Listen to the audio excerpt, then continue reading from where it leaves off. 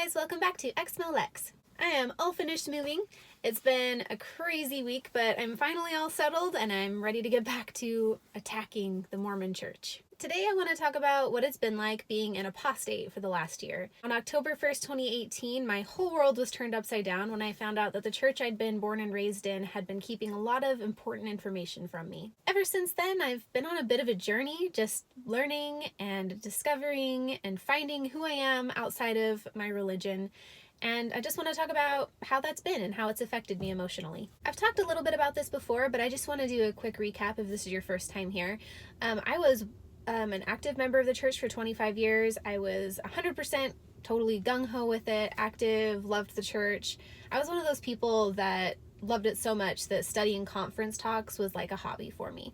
I decided to read the CES letter because somebody that I knew was struggling, and I thought that if I read it, I could help them with whatever they were struggling with. And I knew that I had a really strong testimony, and I figured that whatever was in it wouldn't be enough to affect me in any way. Turns out I didn't know about 98% of what is in the CES letter, and it was actually a lot bigger deal than I thought it was going to be. So that day I was kind of in shock, and I decided to reach out to a friend of mine who I knew had been a member of the church and then left. And I just basically wanted to talk about the way I was feeling because I felt horrible and I didn't know what else to do. I reached out to her on Instagram and I want to read to you some of what I said to her because it's all saved in our conversation and it's really interesting to the sort of state of mind that I was in back then. October 1st, 2018. This is after I had told her I read the CES letter. I talked to my husband about it. I was scared of shattering his world, but he insisted, and now we are both just kind of shocked and in limbo. Like, I'm sure you get it. I didn't want to look into it, but some stuff happened today that made me want to know for myself what everyone was talking about, and now I'm reeling. I'm not ready to just leave, but I'm also not ready to accept everything I've learned as not a problem. It's all a problem. But I don't know where to go from here. I feel like I'm going to hell, which seems like the exact opposite of the way I should feel, honestly. I also feel like if I try to talk to anyone in my ward, I'll be shunned. I was sad and scared and angry. I felt betrayed by the church. I'd given my all to this organization and they couldn't even be honest with me. On October 6th, 2018, my friend checked back in. She asked how I was doing. I said, struggling. I've been reading a lot from both sides. I'm just not ready to drop everything and quit yet. But I also don't feel like I can participate fully. I'm not paying tithing because I just can't. Trying to form what I'm sure of and what I'm confused or angry about. At this point, I'd started to look into other sources like Fair Mormon and the Gospel Topics essays on LDS.org. I couldn't really believe it. I was having a hard time processing it. I felt like these things couldn't be true, and I wanted to prove that they weren't. But the more I looked at the apologetics, especially on Fair Mormon, honestly the worse I felt about it because it just didn't sit right with me. On October 9th, 2018, I had more questions, and I asked my friend, do you ever stop feeling guilty? And if so, when? I feel really bad. Also, how in the world do you bring this up to your Mormon family? Like, I feel like my grandparents would literally die. My in-laws would lose their minds. My mom would be so sad. For now, I don't want to say anything because nobody will be any the wiser for a long time. It's not like they go to church with us, but eventually they will find out. Oh, I was so not ready to talk to any members yet. I was so scared that they would hate me, and I was terrified of what was going to happen with my family when they found out. Ugh. I keep going. I can't wait to feel completely at peace with it. I've been reading and watching like crazy, and I'm still so mixed up inside. It's especially hard as a parent. I just want to raise my kids right, and I want them to have morals and values like I learned as a child. I'm grateful for that part of the church, even if I don't believe it's true anymore. But honestly, it's truly incredible how much it looks like a cult from the outside. I used to think people were just being mean, but nope. Definitely seems like a cult. Yeah, I'd started researching cults at this point, and I was learning more and more about specific ones, and I'd watched a lot of documentaries, and it seemed like all I did at this point was eat, sleep, cry, and then research more about Mormonism and cults and religion in general. It's funny looking back on that because I do remember seeing all these things that I could cross-reference to Mormonism that were a lot like the cults I was learning about, and it freaked me out. I go on. Also, I realized that even though I truly thought I wasn't judging anyone, as soon as I really started to doubt, I saw that I had been putting people in boxes of members and non-members instead of just people, and that bothers me. I remember that. I saw people with tattoos after leaving the church, and I immediately thought, not Mormon. And as soon as I had that thought, that's when I realized how I really had been judging other people even though I thought I wasn't. My friend had posted about the CES letter in her Instagram stories when somebody else had asked her about it, and that's where I originally found the link to it. So later in our conversation, I said this: "By the way, thank you for posting about this stuff. I've been like an ostrich with its head in the sand for a few years. Every time I saw stuff, I would immediately click away. When I finally decided it was time to read what all the fuss was about, I went to your stories. Part of me wishes I was still in my own little bubble, but the greater part of me is glad I know the truth now." Oh, I'd forgotten about all these emotions. The first couple of months were the hardest because my entire worldview had been shattered, and everything was different and strange, and I felt disconnected from my friends and family. I didn't know how to deal with any of it, and I didn't know what the future held. With time, I calmed down a little bit and realized that it wasn't the end of the world. I'd been doing a lot of research and learning a lot, and even though I was, determined to continue learning, I also wanted to just start living my life, and I wanted to start living it without all these rules that I had started to consider pretty arbitrary. Things like don't use swear words, or don't drink coffee and tea, or don't watch R-rated movies. I just wanted to see how I would feel and how it would affect me if, I would start being affected negatively if I changed these things about my life, because my whole life I'd been taught that if you don't follow the prophet, you're going to be miserable. One of the first things I did was go shopping on Sunday. I remember being in Target and feeling so strange being there on a Sunday. I felt a little bit guilty, but not a whole lot, because I knew it was okay, and I was still harboring a lot of anger against the church for, lying and keeping things from me. Over time, I started to sprinkle in swear words, or I would say, "oh my God," instead of "oh my gosh." I put my garments in a box in the garage and started wearing regular underwear, and I bought clothes that the church would have deemed immodest. I remember a few weeks after we stopped attending church, there was one Sunday where we just sat around and watched Halloween movies with our kids and decorated pumpkins and basically just relaxed. I stayed in my pajamas all day. It was so fun, and I remember feeling just so happy, because normally my Sundays were really, really stressful, and we would fight even because there was just so much to do and it stressed us out. And then here we were, not worrying about church, not worrying about any of that, and just being so happy and content as a family together. We started referring to Sundays as second Saturdays. I love my second Saturdays. I remember my first time ever trying coffee. Went to Starbucks and I pulled up in the drive-thru and I had no idea what to order. I felt like a total idiot. I told the guy I've never tried coffee before in my life, help me. And he picked out a white chocolate mocha for me, and I have never felt so rebellious. In November, a friend brought over some beer for the release of Super Smash Bros. Ultimate, and it was just Mike's, so it was like super light, and I remember just taking a little sip, but I didn't want to have any more because I still had this idea in my head that if you even try alcohol, you're immediately going to be addicted to it, and you're going to be stumbling around with no idea what's going on. In December is when we talked to our bishop. One of the counselors had been trying to get in contact with me, and I had just been making excuses. I just texted him and told him the truth, that I didn't believe the church was true anymore and that I wasn't interested in coming back. My bishop really wanted to see us still, obviously. My husband said that he had no interest in talking to him, but I told him that he could come over and talk to me. It was amicable enough. He was really nice. He tried his best. A little bit awkward, but yeah, he ended up just, saying things like doubt your doubts before you doubt your faith, which, that wasn't the first thing I thought of when I started questioning the church. We tried to use quitmormon.com to resign and leave the church, but found it was taking too long. And I ended up talking to my bishop and writing a letter to church headquarters and asking them to remove our names from the records. And that went a lot quicker. It happened probably within 5 days. I think that happened probably about mid-January. On New Year's Day, I decided to get an extra piercing. A couple extra piercings, actually. These ones right here.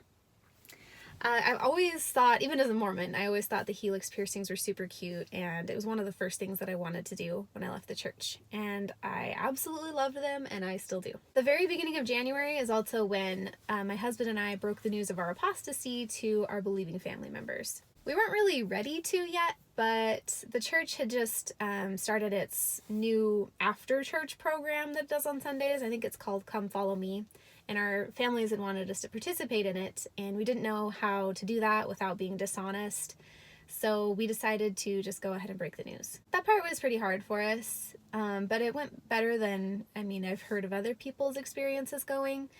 I do talk about it in my other video, talking to family about leaving Mormonism. I'll leave a link to that in the description in case you want to check it out. Around February or March is when my husband and I decided to really give alcohol a try for the first time. And the amazing thing was that nothing crazy happened.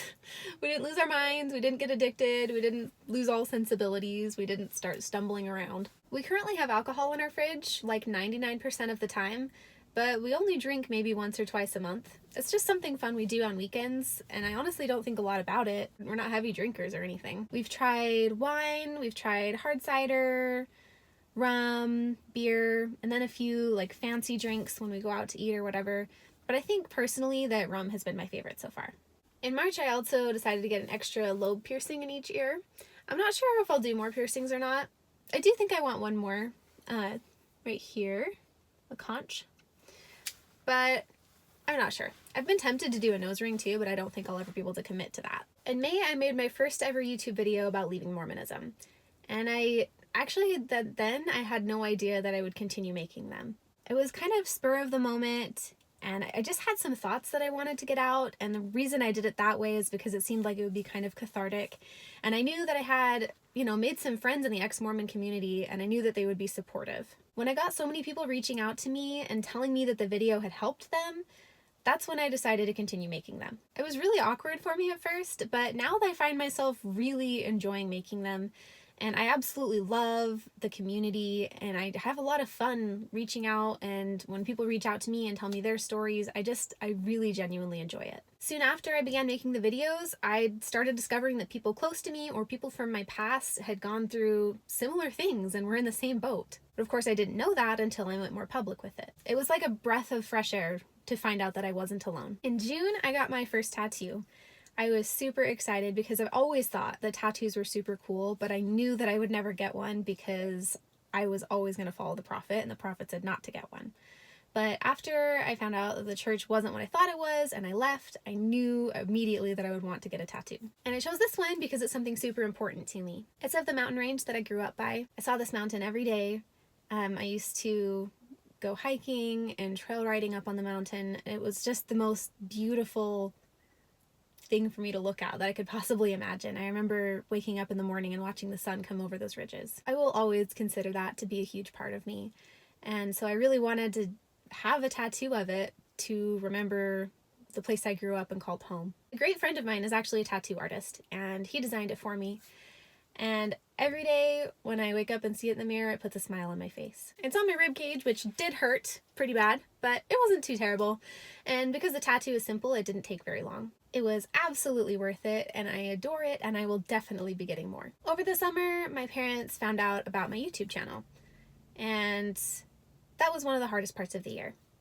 They were obviously not happy about it, obviously disappointed, obviously not supportive. I don't like causing drama in my family, and I'd be happier, honestly, if they didn't know about it, but some things can't be helped. I had a hard time for a while knowing how disappointed they were going to be about it, feeling like they wouldn't want to talk to me anymore. A few Exmos and other content creators reached out to me and helped me not to feel so alone during that time. That's when I made friends with Jimmy from Mr. Atheist. If you're not subscribed to his channel, you really need to go check it out. He is an amazing person, both on and off camera. But yeah, he really helped me to not feel so alone, and he gave me some really great advice, and things have gotten better with my family since then, thanks in great part to all the wonderful advice that I received from kind friends. In August, I got to meet Tanner from Zelf on the Shelf. When he and a friend were passing through, they stayed at my place, and I was really starting to feel at this point like I had rebuilt the community I'd lost when I left Mormonism. I felt like I had built up this new ward and it was all of people that I could really relate to and that knew what I had gone through, and they were there for me, and I became all the more determined to be there for others when I could too. My YouTube channel is still small, but by the time I'd been out of the church for 1 year, I had over 1,000 subscribers on my anti-Mormon YouTube channel. Just over a year ago, I could have never imagined how much would have changed. I've told you a little bit about my ex-Mormon life since leaving the church, but I also just really quickly want to share a few things that are maybe less related to my religion or lack thereof, just to show you how this year has really been for me. For my 6th wedding anniversary, I went on my favorite vacation to date, which was on a trip to Portland, and I absolutely had a blast. It was the best. My relationship with my husband and my kids has steadily improved over the past year. I feel like we're able to be more open with each other and just communicate better in general. Financially, we've become more and more stable, and part of that does have to do with not paying tithing anymore, but it also has to do with my husband being able to move up in his work and just do better than he ever has. We bought a new to us car that is still about 10 years old, but it's the newest car that we've ever bought and the best car we've ever bought. You know, the kind that doesn't just randomly break down on strand you all over the place. I went to a bunch of amazing concerts, and I've seen some of my very favorite bands live this year, which has been amazing. In the past year, I have made so many new friends, both on and offline. In the atheist communities, the ex-mormon communities, and the anti-cult communities, those kind of places. I really was devastated at the loss of the community I had when I left the church, but I didn't realize how incredible things would be on the other side. My self-esteem and self-confidence has gotten better and better. I feel like I really am free to be whoever I want to be, and I'm finding that I actually really do like that person. I started trying fun new things with my hair, and it's the kind of thing that I never would have had the confidence to do before. Something that I thought wouldn't happen for years and years happened this year too, and that was that we bought our first house. Exactly 1 year to the day of when I read the CES letter for the first time and thought my life was over, as when I signed the papers to become a homeowner, which was a bucket list item and a dream of mine. I'm going to be honest with you, and I swear that I'm not making it up to prove a point, but this year has been the best year of my entire life. I have never been happier, and I know that as a Mormon, if I had listened to somebody tell this story, my first instinct would have been to say something along the lines of, well, this is just temporary happiness. You can't have true joy outside of the gospel of Jesus Christ. I guess the only thing I could really say to my past self is, I'm sorry, but you're wrong. My life is better than I could have ever imagined. I'm not saying that your life will necessarily be better or worse, with or without the church in it. This is just my personal experience. But I'm genuinely excited for the future. Apostasy feels good on me. That'll be it for today, you guys. Remember to subscribe to this channel if you're not already, and go ahead and leave me a like or a comment, or a dislike if you're one of those people that hates everything I say. Follow me on Twitter and Instagram at exmo_lex, and if you want to email me directly, you can email me at exmolex@gmail.com. I love you guys. I honestly do. Thank you so much for being here, and I will see you next time. Bye!